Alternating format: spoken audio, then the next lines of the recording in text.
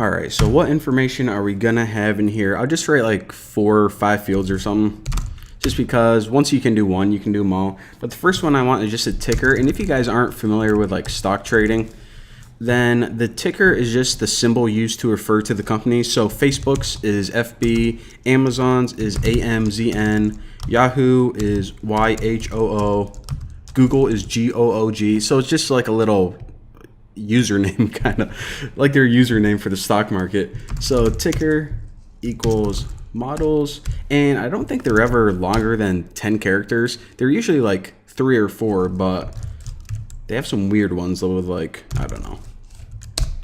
Anyways, I'm getting kind of rambling, but I'm just going to set this as a max length of 10.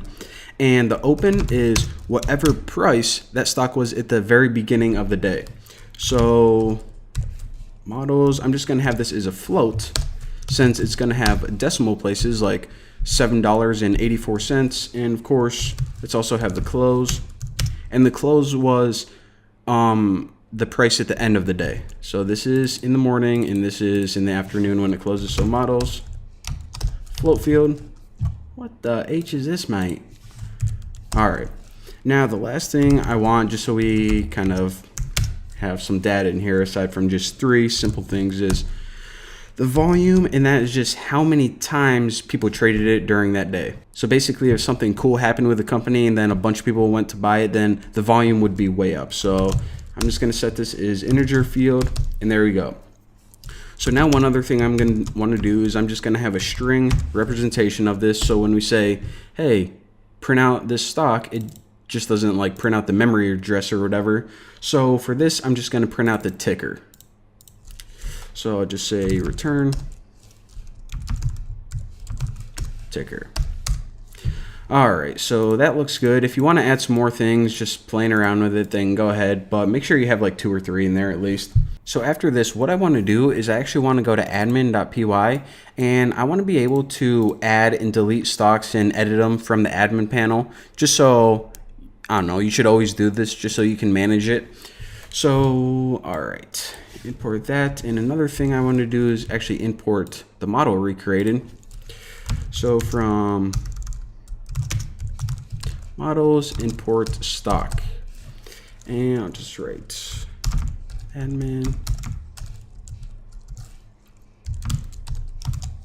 stock. And again, all this does is whenever you register it, this says, hey, make sure that we can add and delete stocks from the admin panel. So if you don't have this, then whenever you go to your panel, you aren't even going to have a link to click on. So there you go. So of course, to use the admin panel, what we need to do is create a super user or an admin. So Python manage.py create super user. By the way, Django creators, you guys should shorten up this command. I always misspell it. So, all right, WTF is this? No table auth user, and the reason for that is because I didn't migrate my tables yet. So it's saying, hey, you're trying to add a user to this table, but you don't have any tables yet. So in order to do that, just write Python manage.py make migrations. In other words, get the updated table structure, and now we just have to migrate them. So migrate, and this actually creates your tables with whatever the current structure is. All right, so now hopefully what I can do is create super user, and now everything's working fine since we do have a table to add the user to. So I'm just gonna name it admin at gmail.com, and the password is pass1234. And by the way, if you actually plan on putting this on a live production server, then make sure that you don't use that crappy password, or whenever you put it over to production, make sure to update your password. So yeah, there you go. All right, so now what we can do is hopefully when we go ahead and run this. All right, so check this out, sauerkraut. Moving it so you guys can see. Let me bump up the font. Looking good. All right. So we don't have any pages yet, but we do have this sweet admin panel.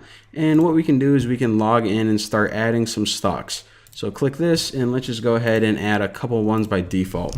So for Facebook, I'll say that they opened at $7. They closed at $10.23. A good day for them. And the volume was 500. It's usually like in the millions, but there you go. And I'll just add a couple more. AMZN is Amazon, and they opened at 125.05 and they closed at 200.98. A great day for them, and the volume was 800 whatever. And let me just add one more. And Microsoft MSFT, they opened at $1.25 and they closed at 87 cents, and their volume was 7,000. All right, so now we have some stocks in there, and now we can move on to actually creating a serializer class.